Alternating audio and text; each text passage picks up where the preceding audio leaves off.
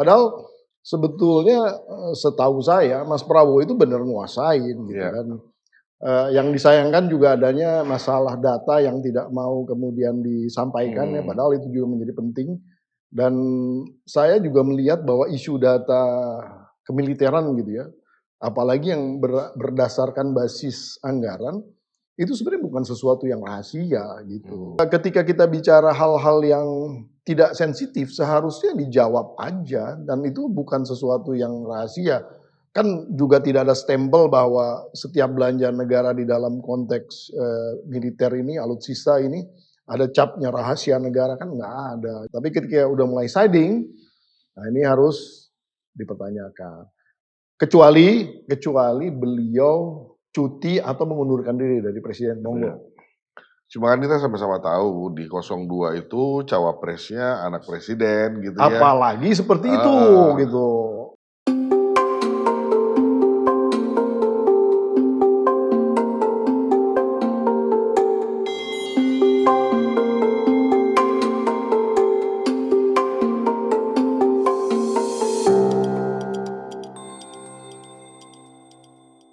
Oke, assalamualaikum warahmatullahi wabarakatuh. Apa kabar Sobat Forum? Semoga kita semua selalu dalam keadaan sehat dan selalu dalam lindungan Allah yang Maha Kuasa. Kembali lagi ketemu bersama kami dalam program Forum Ngobdar. Tentu saja kami terus menghadirkan narasumber-narasumber kompeten dengan isu-isu yang menarik terkait perkembangan politik dalam negeri dalam beberapa hari terakhir.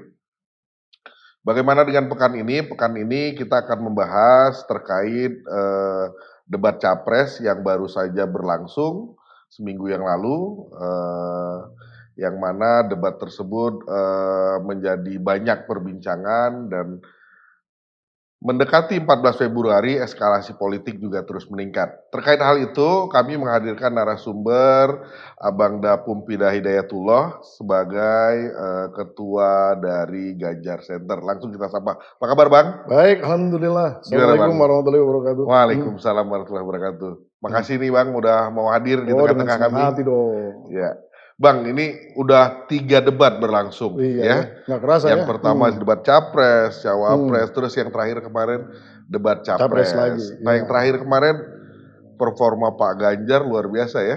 Wih, gimana Bang melihatnya nih? Waduh, pokoknya kalau saya lihat performanya beliau itu yakin sekali itu aura yang namanya panglima tertinggi itu udah kelihatan gitu kan. Wah, jadi tidak hanya di dalam konteks narasi verbalnya, tapi juga kontennya, substansinya nguasain gitu, dilengkapi dengan data-data yang akurat.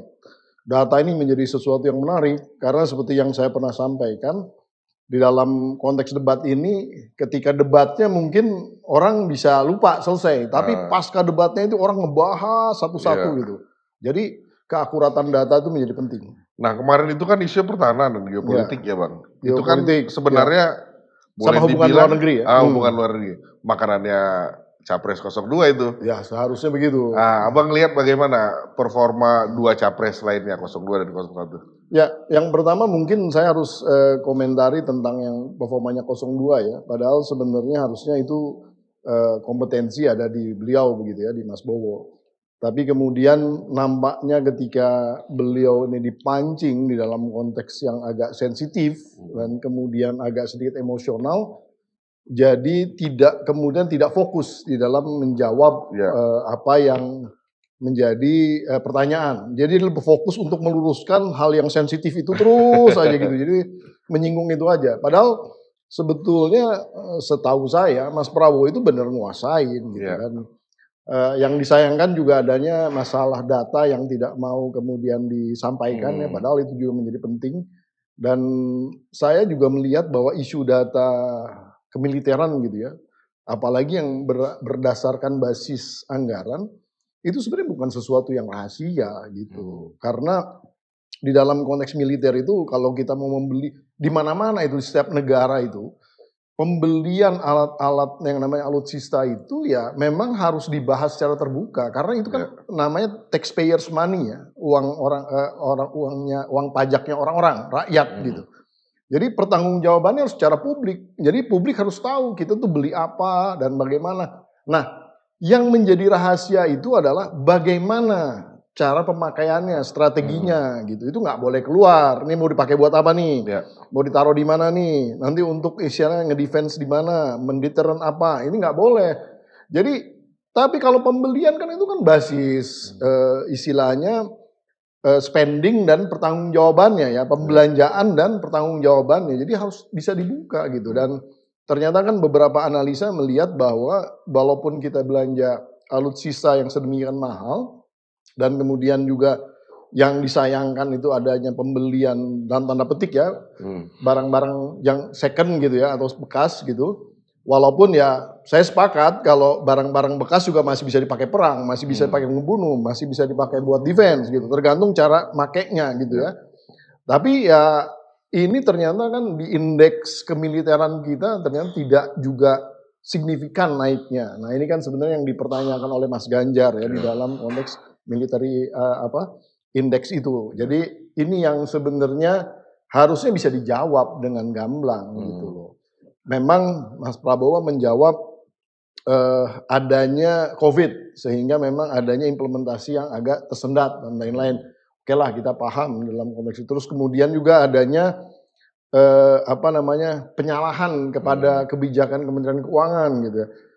Ya sebetulnya kan nggak bisa juga nyalain Kementerian Keuangan. Kalau Kementerian Keuangan kan cash flow ya, memanage cash flow gitu. Kalau misalnya uangnya ada dan memang bisa dipakai mungkin bisa dibelanjakan. Tapi kalau uangnya nggak ada ya mau gimana gitu kan. Jadi sebetulnya itu hal-hal yang bisa dijawab dengan lebih baik lagi oleh Mas Prabowo. Terus kalau dari Mas Anies saya rasa justru kurang substansinya. Jadi kayaknya beliau nih ngerasa di debat pertama itu merasa berhasil dalam konteks nyerang 02 nih. Jadi dia ingin mengulang itu lagi gitu. Sehingga dia malah agak lupa tentang narasi intisari dalam konteks ini. Bahwa ketika kita bicara pertahanan harusnya bicara tentang yang kuantitatif gitu. Jangan kualitatif dan bahkan tidak menyentuh sama sekali. Nah kemarin di debat kemarin itu Pak Ganjar dari 03 cenderung publik menilai nampak lebih siap. Sebenarnya ada persiapan khusus dari tim atau gimana Bang? Ya kan saya sudah pernah sampaikan bahwa yang namanya debat itu ibarat masuk ke dalam ring tinju ya atau ring UFC gitu. Ya kalau kita nggak siap fisik, nggak siap mental, ya kita akan jadi bulan-bulanan. Ya, kalau kemudian kita babak belur, mukanya bengep-bengep karena dipukulin orang, karena nggak siap, ya jangan nangis-nangis lah. Kan resiko masuk ke ring kan gitu. Kalau nggak ya nggak usah masuk ke ring sama sekali kan gitu jadinya. Jadi memang ya harus siap-siap. Kalau nggak siap-siap rasanya waduh memalukan sekali gitu ya. Persiapan itu tentu dibekali seperti saya bilang bahwa kami ini punya cawapres yang memang di Menko Polhukam. Jadi informasi dari Menko Polhukam ini pasti menjadi masukan yang sangat diperhitungkan oleh Mas Ganjar dan di antara keduanya tuh nggak ada perbedaan lagi ya. Jadi komunikasinya sangat baik dan saling sharing dan saling memperkuat gitu kan. Dan kita juga ada mantan Panglima kan, ada Mas Andika di situ juga yang bisa memperkuat dan ada Mas Andi Wijayanto juga yang dari Lemhanas. Jadi cukup lengkap sebenarnya dalam konteks pertahanan dan keamanan ini. Nah, tapi kalau di dalam konteks hubungan luar negeri, saya rasa Mas Ganjar di dalam pengalamannya di DPR pasti terekspos dengan hubungan-hubungan luar negeri dan pasti tahu lah bagaimana positioning kita di dalam konteks regional maupun internasional gitu kan. Dan satu lagi ketika kita bicara geopolitik, misalnya seperti kasus yang di Natuna misalnya begitu ya di South China Sea ya, Laut Cina Selatan. Itu kalau kita benar-benar bicara NKRI, ya kita harus jelas posisinya. Jangan kemudian kita tidak mengambil sikap. Dan ada satu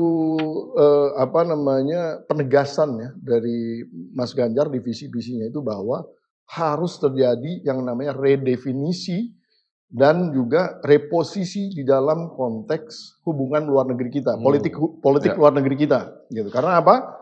Karena politik luar negeri ini kalau kemudian dia mengambil peran, walaupun kita bebas aktif dan non-blok, kita tetap harus mengambil peran untuk memberikan posisi yang menguntungkan. bagi Indonesia. Jangan cuma mengekor ke kanan, ke kiri, atau ke titik-titik yang kemudian malah merugikan bangsa Indonesia. Sekarang kan yang namanya konflik dunia ini udah agak sedikit membingungkan ya, udah sangat kompleks sekali ya. Perangnya Ukraine dengan Rusia, ini juga rentetannya dengan macam-macam ya. Kemudian Israel Palestina, kemudian China Amerika, ya ibaratnya perang dagang dingin lah saya sebutnya ya. Nah ini juga membuat kita harus mengambil posisi di mana yang kira-kira jangan cuman ikut siapa, tapi manfaat untuk kitanya apa. Ya. Oke, ada yang menarik di debat kemarin Bang.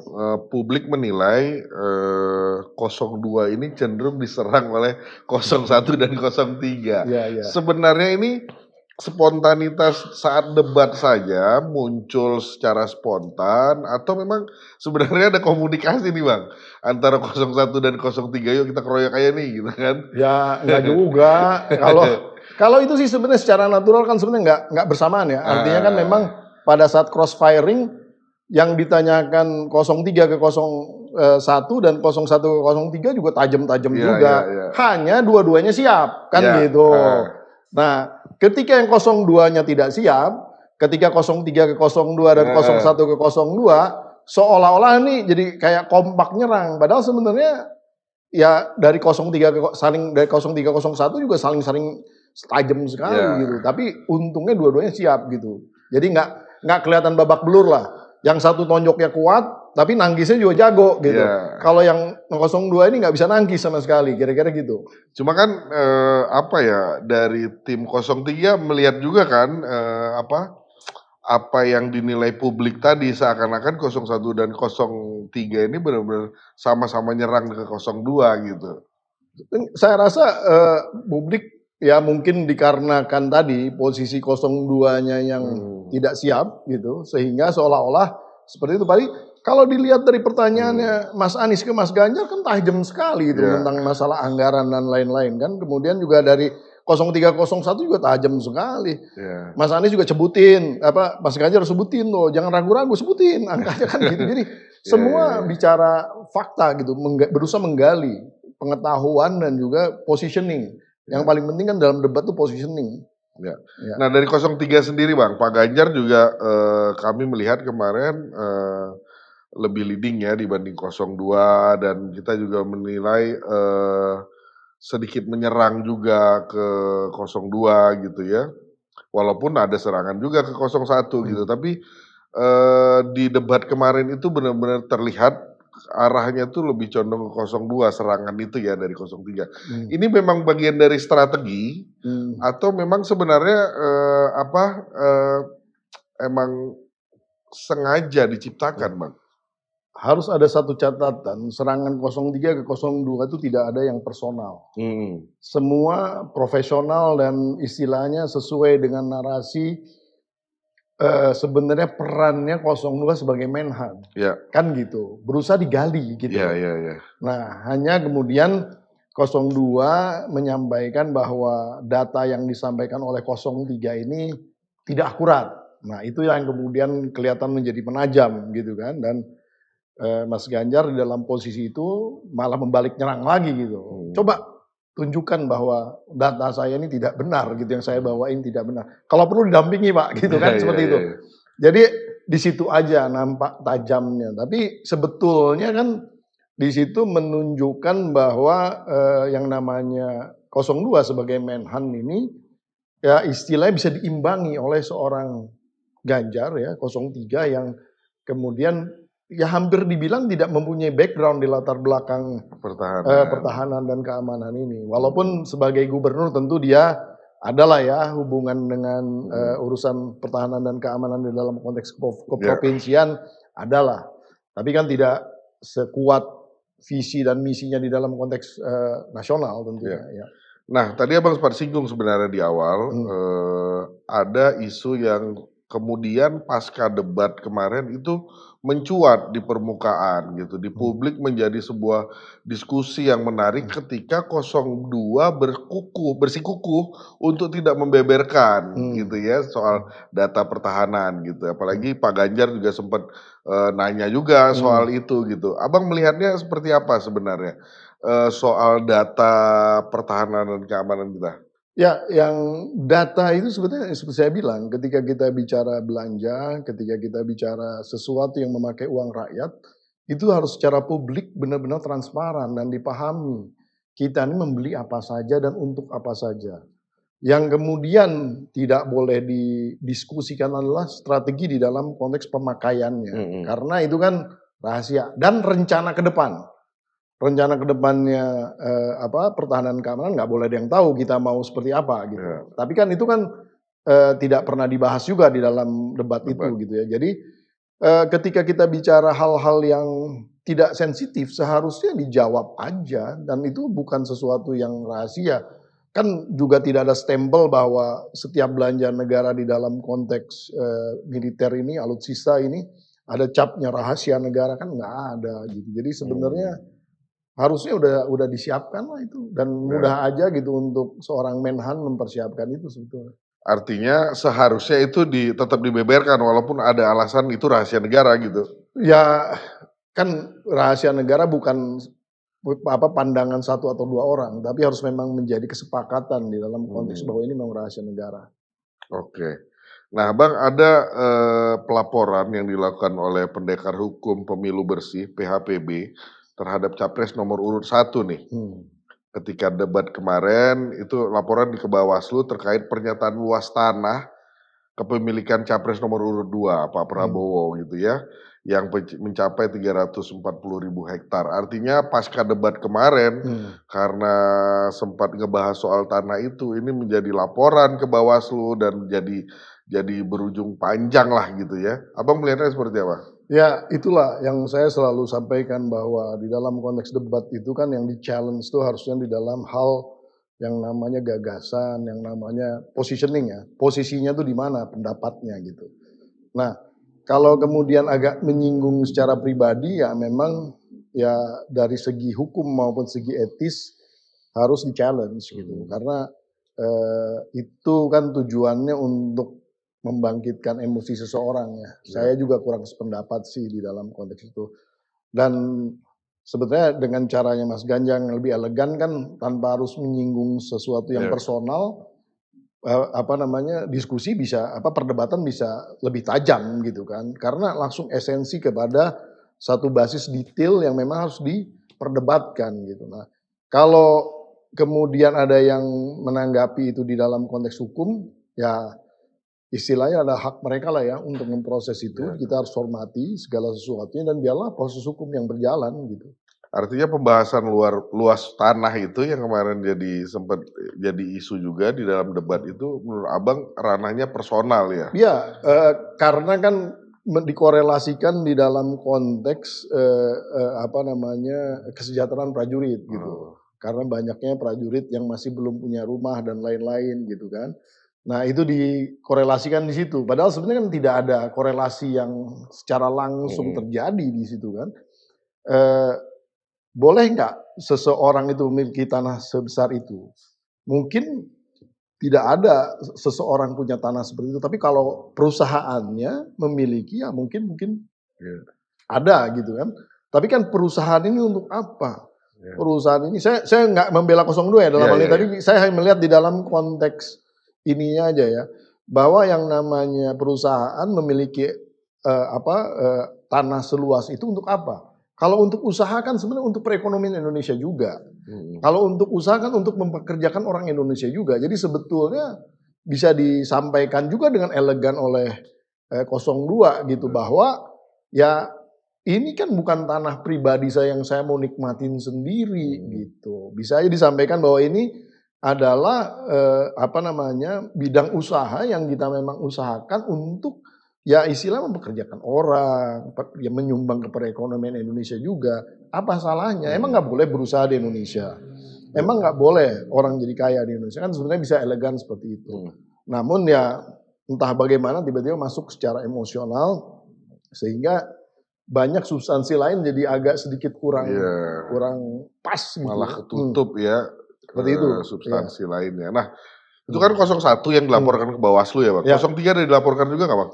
Rasanya sih enggak lah. Sejauh ini dari 3 Rasanya mau debat, apa yang dilaporkan? Bahwa kita membocorkan rahasia negara gitu. nggak maksudnya Ya boleh-boleh aja. dari Kita 3 debat, cek aja nanti mana rahasia negaranya gitu kan. dari 3 debat yang sudah berlangsung sampai dengan saat ini 03 udah ada dapat ini nggak laporan juga ke Bawaslu nggak? Misalnya dari 02 atau dari 01 bahkan gitu.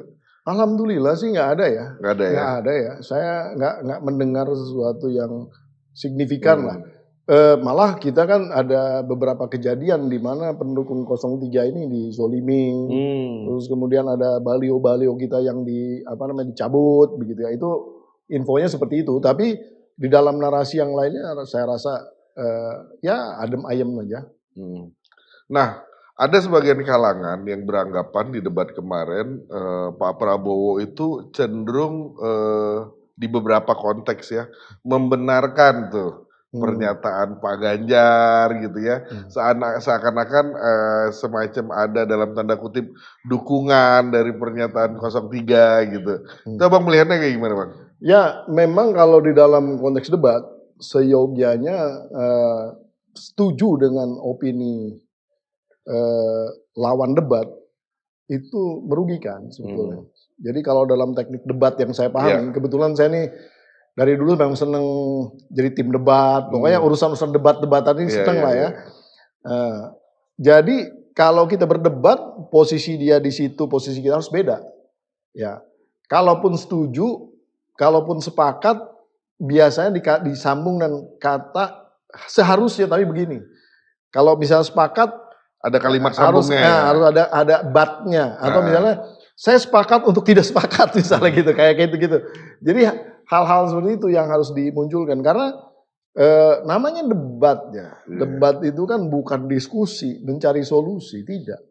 Debat itu harus jelas mempertajam basis which side you stand gitu loh. Di mana Anda berdiri, di posisi apa Anda berdiri. Saya di sini loh. Nah, itu harus dipertajam gitu. Terutama di dalam konteks politik gitu kan. Karena kalau misalnya ada kesamaan pun kita harus nunjukin bahwa kita punya gagasan yang lebih. Kalau misalnya sama pun kita harus bahkan punya gagasan yang lebih spektakuler lagi daripada yang disampaikan. Gitu. Kira-kira harus seperti itu. Itulah esensi debat. Jadi kalau kemudian saya setuju dengan pendapatnya calon nomor 3 gitu kan. Nah itu kan berarti itu diskusi itu namanya bukan. Tapi kan itu yang terjadi di debat kemarin ya. Ya. Nah Bang, berapa hari terakhir ini ya, mungkin Abang ikutin juga Pak Jokowi sempat mengeluarkan pernyataan nih buntut dari debat kemarin gitu ya. Abang melihatnya kayak gimana Bang? Ya ada kritikan banyak ke Pak Jokowi di dalam konteks ini. Tapi saya ingin sedikit meluruskan ya bahwa sebetulnya boleh nggak seorang presiden itu mengomentari di dalam konteks sesuatu yang diselenggarakan oleh KPU misalnya? Jawabannya boleh. Hanya tidak boleh kemudian masuk ke dalam sesuatu yang kemudian ada keberpihakan gitu loh. Misalnya katakanlah mengkritisi bagaimana pelaksanaan itu terjadi gitu untuk kemudian kualitasnya dinaikkan gitu ya. Kan kalau kita lihat kemarin tuh dalam proses penyelenggaraan walaupun lancar dan tidak ada persoalan yang signifikan, masih banyak hal-hal yang istilahnya bisa ditertibkan lagi. Seperti katakanlah orang-orang yang istilahnya para pendukung itu gitu kan. Itu kan harusnya diedukasi terlebih dahulu gitu. Kemudian juga saya lihat ada kejomplangan ya mikrofon tuh itu juga mungkin bisa dikritik gitu. Jangan sampai suara capres yang satu dengan suara capres yang lain kedengaran beda karena pakai mikrofon yang beda. Itu penting banget gitu. Terus yang mungkin satu lagi pencahayaan gitu. Jadi di sudut tertentu kelihatan ada yang lebih gelap daripada yang lain gitu, yang lebih terang. Mungkin itu bisa diseragamkan lah pencahayaan supaya kan sama-sama semuanya bersinar supaya equal gitu. Nah, tapi ketika seorang presiden kemudian agak sedikit tendensius, nah ini yang menjadi persoalan. Kenapa? Karena bagaimanapun juga yang namanya presiden adalah harus menjadi negarawan. Dalam hal ini pun posisinya 01, posisinya 02, posisinya 03 Mereka ini adalah pembayar pajak.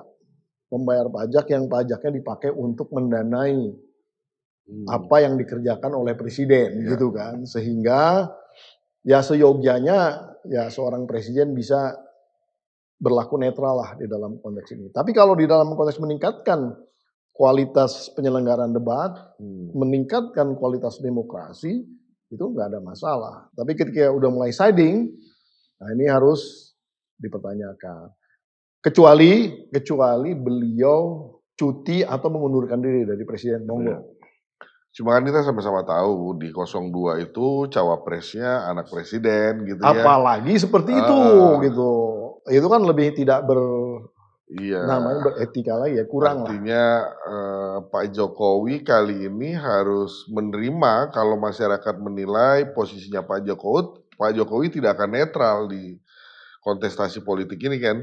Betul, tapi selama beliau sebagai presiden, seyogianya harusnya bisa memposisikan diri menjadi seseorang yang netral dan mengayomi semuanya. Karena dia udah jadi bapak negara, bukan pemain politik gitu. Kalau posisi sebagai presiden, gitu.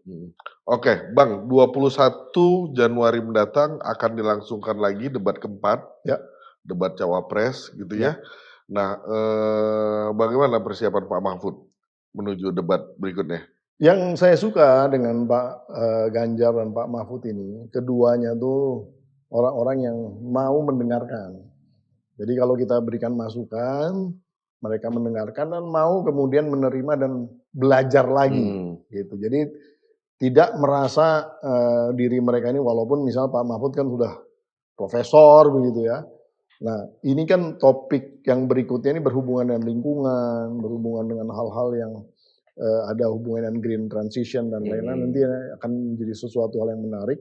Dan memang ini bukan ranahnya Pak Mahfud lagi. Ini jadi lucu juga nih. Harusnya kemarin Hankam itu kan Menko Polhukam ini pas gitu ya. Tapi kan Mas Ganjar yang muncul gitu kan. Nah, sebelumnya juga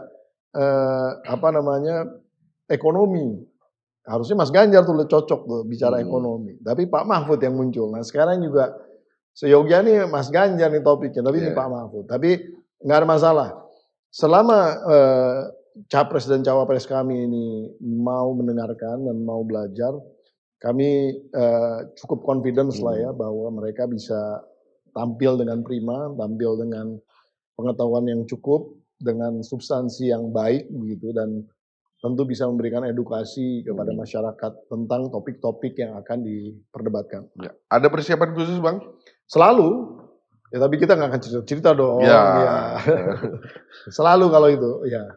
Nah, belajar dari debat pertama, kedua, ketiga ini kan namanya debat tadi kan Bang bilang saling serang, saling hujat, itu kan pasti masuk terjadi. Masuk ring tinju. Masuk ring tinju tadi itu kan, cuma 3 nih kan yang berdebat, yang saling hujat tadi. Nah, Pak Mahfud di debat yang kedua kemarin juga termasuk saling hujat dan saling serang juga dengan Mas Gibran 02 gitu ya. Nah, ada strategi apa nih menghadapi debat keempat besok? Ya kalau saya ceritain strateginya nanti bocor semua kok. Iya.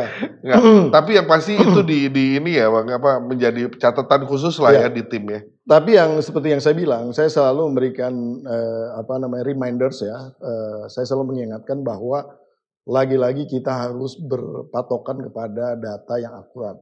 Karena apa? Jangan nanti pasca debat ini jadi bulan-bulanan data-data ini. Jangan juga kemudian pakai narasi-narasi seperti kebun binatang dan lain-lain, nggak perlu lagi. Lugas saja, maksudnya apa, jawabannya apa, straight to the point, terus kemudian ditampilkan dengan satu basis kuantitatif yang akurat. Kira-kira seperti itu. Oke, terakhir Bang, sebelum kita bubar, ada evaluasi catatan dari 03, dari tim pemenangan 03 terhadap pelaksanaan debat yang diselenggarakan oleh KPU Bang? Ya, saya sih sebenarnya tadi catatan-catatan saya secara pribadi sih itu, tidak secara tim ya. Karena saya melihat kalau dalam konteks debat ini sebenarnya kalau diperlukan nggak perlu dilarang istilahnya ngomong antara satu capres dengan capres yang lain. Debat tuh bisa nyelak juga. gitu. Makanya Tapi kan sebenarnya harus dibatasi dengan waktu kan, tetap harus dibatasi waktu. betul. Jadi gini, ada dua hal ya. Ada dua sesi. Satu sesi visi misi nggak boleh didebat, istilahnya nggak boleh dipotong gitu. Di mana mereka bebas menyampaikan dengan waktu yang dibatasi ya. Tapi ketika cross firing itu harusnya bisa langsung interaktif. Karena kan misalnya begini, ketika seseorang bertanya, kita bisa mempertanyakan balik. Anda bertanya ini apa lupa dengan persoalan yang Anda sendiri punya gitu. Kan keren gitu. Misalnya gitu kan. Itulah teknik berdebat sebenarnya. Karena yang namanya cross firing itu ya saling nyaut gitu. Dan biasanya kalau udah saling nyaut itu saling mempertajam gitu. Walaupun tentu nanti ada istilahnya, ada referee-nya lah. Harus ada penengahnya gitu. Karena kalau tiba-tiba menjadi debat kusir yang salah-salahan itu juga menjadi counterproduktif gitu. Nah biasanya di lomba-lomba debat yang saya paham, ini nggak ada hubungan sama debat capres ya, ini narasi debat aja. Itu ya orang ya memang harus bisa interaktif.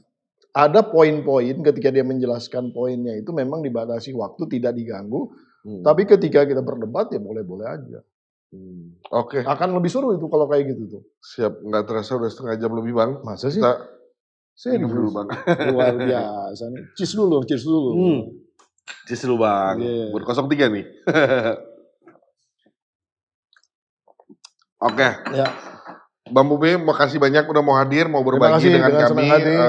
Semoga Abang selalu dalam keadaan sehat, dilancarkan semua urusan dan pekerjaan. Amin ya Dan yang terakhir mudah-mudahan nggak kapok. Tapi bukan nomor 1, aminnya amin untuk Ganjar.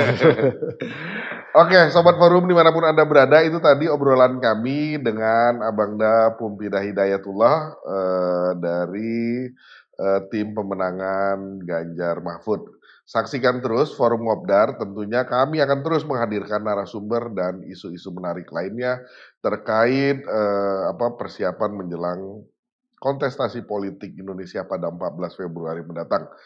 Terima kasih. Assalamualaikum warahmatullahi wabarakatuh. Waalaikumsalam.